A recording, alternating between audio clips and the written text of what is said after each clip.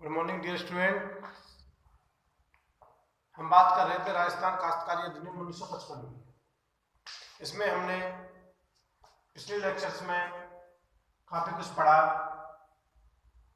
उसी को आगे जारी रखते हुए आपका जो सिलेबस में procedure and jurisdiction of court, प्रक्रिया और न्यायालय का क्षेत्राधिकार, जिसमें धारा 216 से 221 तक 216 से 221 तक आपके सिलेबस में वर्णित है।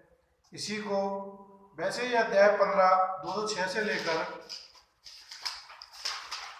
अध्याय 15 जो आपका 206 से लेकर 245 तक है, लेकिन आपके जो सिलेबस में है वो धारा 216 से 231 तक राष्ट्रीय न्यायालय कार्य प्रणाली और अधिकार, प्रोसीजर,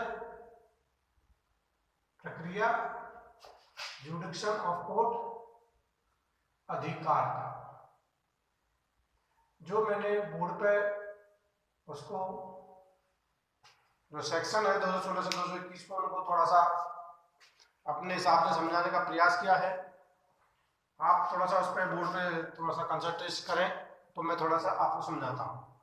देखो, माना ये कोई कोर्ट है, प्रक्रिया, इसकी जो प्रक्रिया है वो किस तरह है, धारा 216 से 221 में। देखिए धारा 216, एक बार ध्यान दें, धारा 216 में राजस्व न्यायालयों की बैठक का स्थान कहाँ होगा। मैं केवल टाइटल बता रहा हूँ। धारा 217 में विभिन्न श्रेणी के जो राजस्व न्यायालय हैं उनकी क्या शक्तियां रहेंगी। धारा 218 राजस्व न्यायालय की अंतर्निहित शक्तियां, खुद की जो इनहेरेंट पावर है उनकी शक्तियां। धारा 219 एक बार देखें, राजस्व न्यायालय की अतिरिक्त शक्तियां, इसके अलावा शक्तियां क्या होंगी वो हम आगे चर्चा करेंगे। धारा 220 वह न्यायालय जिसमें कार्रवाई संस्थित किया जाएगा, जो कि 217 के अनुसार होगा। इसको हम थोड़ा आगे विस्तृत वर्णन करेंगे। और इसी का जो लास्ट सेक्शन है अधीनस्था, कौन कित के अधीन होगा, यह सब कुछ धारा 216 से 221 में वर्णित व स्पष्टीकृत है। आप इसको थोड़ा सा सुनने का और समझने का प्रयास करेंगे। देखिए धारा 216, राष्ट्रीय न्यायालय की बैठक का स्थान, बोर्ड मामलों के निपटारे के लिए राज्य में किसी भी स्थान पर बैठक कर सकता है। राज्य में किसी भी जगह पर बैठक कर सकता है। राज्य सरकार चाहे तो तहसील में अपनी बैठक करेगा।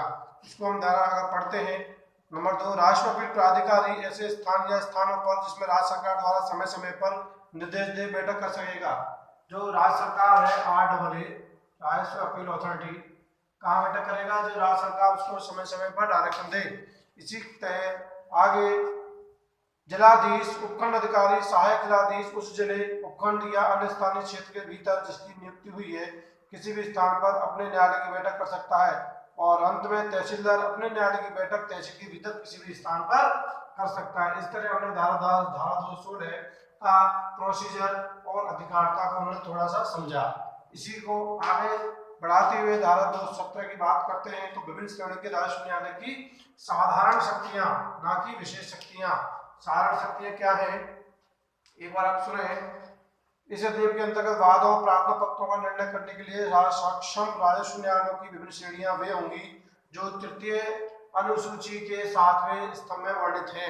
तृतीय अनुसूची के 7वें स्तंभ में ये वर्णित है, तहसीलदार, सहायक जिलाधीश, उपखंड अधिकारी और अपीलीय जिलाधीश RAA और राजस्व बोर्ड, ये तृतीय अनुसूची में वर्णित है। आगे देखें, तहसीलदार को केवल उन्हीं वादों या प्रार्थना पत्र का निर्णय करने की शक्ति होगी जिन्हें राज्य सरकार पक्षकार ना हो, जिसमें राज्य सरकार पक्षकार ना हो, तथा जिनमें विषय वस्तु की रकम या मूल्य 300 रुपए से या ऐसी उच्चतर सीमा से जो 100 रुपए से कम ना हो, जिसका राज्य सरकार समय समय पर शासकीय राज्यपत्र में अधिसूचना निकाल कर निर्देश करे, से अधिक ना हो, और कोई वाद या प्रार्थना पत्र जो तृतीय अनुसूची में तहसीलदार की सक्षमता में होना निर्दिष्ट किया गया हो, उक्त मूल्य या रकम से अधिक का हो, या जो राज्य सरकार द्वारा या राज्य सरकार के विरुद्ध संस्थित या प्रस्तुत किया गया हो, तो उसकी सुनवाई या निर्णय सहायक जिलाधीश करेगा। देखें, तहसीलदार की अधिकारिता को थोड़ा सा ध्यान दें।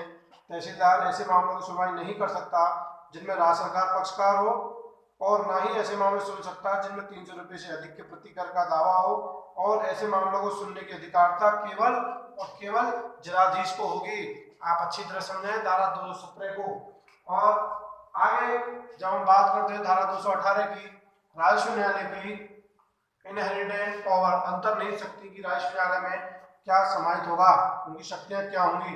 देखें, धारा 217 के अलावा राजस्व अपील प्राधिकारी को जिलाधीश, मैं धीरे धीरे बोलूं, आप थोड़ा सा ध्यान दें, राजस्व अपील प्राधिकारी को RAA को जिलाधीश की, उपखंड अधिकारी, सहायक जिलाधीश और तहसीलदार की समस्त शक्तियां प्राप्त होंगी। मतलब जो RAA है आपका revenue authority board authority, RAA राष्ट्रीय अपीलीय प्राधिकरण, तो इसको समस्त शक्तियां तहसीलदार की, उपखंड अधिकारी की, समस्त जिलाधीश की समस्त शक्तियां होंगी। और आगे जिलाधीश को उपखंड अधिकारी, सहायक जिलाधीश, तहसीलदार की समस्त शक्तियां होंगी। उसी क्रम में आगे उपखंड अधिकारी को सहायक जिलाधीश, तहसीलदार की, और सहायक जिलाधीश को तहसील की समस्त शक्तियां इनहेरिटेंट शक्तियों में सम्मिलित की गई हैं।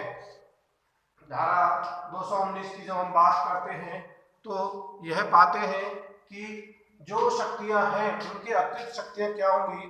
राज्य सरकार किसी नायब तहसीलदार को, देखो राष्ट्रीय न्यायालय की अतिरिक्त शक्तियों में नायब तहसीलदार को तहसीलदार की शक्तियां, राज्य सरकार चाहे तो तहसीलदार को सहायक जिलाधीश की शक्तियां, सहायक जिलाधीश को उपखंड अधिकारी या जिलाधीश की शक्तियां अतिरिक्त शक्तियों में वर्णित है। आगे जब हम बात करते हैं धारा 220 की, प्रार्थना पत्र कहां से स्थित या बात कहां से स्थित किया जाएगा, तो इसमें यह वर्णित है कि तृतीय अनुसूची में निर्दिष्ट समस्त वाद और प्रार्थना पत्र धारा 217 के उपबंधों के अनुसार उनका निपटारा करने के लिए सक्षम न्यूनतम श्रेणी के राजस्व न्यायालय में किया जाएगा। परंतु यदि किसी क्षेत्र में कोई सहायक जिलाधीश या उपखंड अधिकारी ना हो तो उनमें से किसी के द्वारा हस्तक्षेप या वाद या प्रार्थना पत्र उप क्षेत्र के अधिकार रखने वाले जिलाधीश के न्यायालय में प्रस्तुत या संस्थित किए जाएंगे। और जो इस अध्याय 15 की जो लास्ट सेक्शन है जो आपके सिलेबस में है, वो धारा 221 जो ये हमें पहला सी बताती है, मतलब अधीनस्थता किसकी रहेगी। देखें, राष्ट्र न्यायालय की अधीनस्थता समस्त राष्ट्र न्यायालय के ऊपर सामान्य अधीक्षण व नियंत्रण बोर्ड में नियंत्रित होगा। मतलब जो सुपरविजन करेगा समस्त न्यायालयों का वो राजस्व बोर्ड करेगा, राजस्व बोर्ड नियुक्त होगा। जैसा कि सेक्शन में स्पष्ट क्लियर दिया हुआ है कि समस्त राजस्व न्यायालय के ऊपर सामान्य अधीक्षक एवं नियंत्रण बोर्ड में नियुक्त होगा तथा उक्त समस्त न्यायालय उक्त बोर्ड के अधीन होंगे और उक्त अधीक्षण नियंत्रण और निष्पक्षता के अधीन रहेंगे। इसके आगे देखें, किसी जिले के समस्त अतिरिक्त जिलाधीश, उपखंड अधिकारी, सहायक जिलाधीश और तहसीलदार को जिले के जिलाधीश के अधीन रहेंगे। जिले में जिलाधीश के अधीन रहेंगे। जिले में जो भी उपखंड अधिकारी है, सहायक तहसीलदार, तहसीलदार, नायब तहसीलदार जो भी हैं। और आगे देखें, किसी उपखंड के समस्त जिलाधीश, सहायक जिलाधीश, किसी उपखंड के समस्त जिलाधीश, तहसीलदार, नायब तहसीलदार उस उपखंड के अधीन रहेंगे। इसी तरह तहसीलदार के समस्त अतिरिक्त तहसीलदार, नायब तहसीलदार तहसीलदार के अधीन रहेंगे। जब हमने उपखंड की बात करी तो जो उपखंड के कर्मचारी हैं, सहायक है, जिलाधीश है, उपखंड अधिकारी है, तहसीलदार है, तहसील है, वो सब इसके अधीन रहेंगे। और तहसील स्तर पर तहसीलदार के समस्त जो नायब तहसीलदार हैं वो उसके प्रति अधीन रहेंगे। इस तरह इसको अगर हम विस्तृत रूप में देखें तो सुने, राजस्व बोर्ड के अधीनस्थ न्यायालय, राजस्व बोर्ड के समस्त न्यायालय राजस्व बोर्ड के अधीन रखा गया है, राजस्व बोर्ड का अधीक्षण रखा गया है। और राजस्व बोर्ड अपने अधीनस्थ न्यायालय की डिक्री और आदेश परिवर्तित नष्ट कर सकता है, वह उसे लौट भी सकता है। इस धारा के अधीन प्रदत्त अधीक्षण की शक्तियां प्रशासनिक प्रकृति की हैं। इन शक्तियों का प्रयोग न्यायालय कार्यों के लिए हस्तक्षेप के लिए नहीं किया जा सकता। इस तरह आज आपका जो राजस्थान काश्तकारी अधिनियम की धारा 216 से 221 में जो प्रावधान वर्णित है और अध्याय जो 15 है आपका चैप्टर 15 है, उसके प्रति हमने आज समझने का प्रयास किया।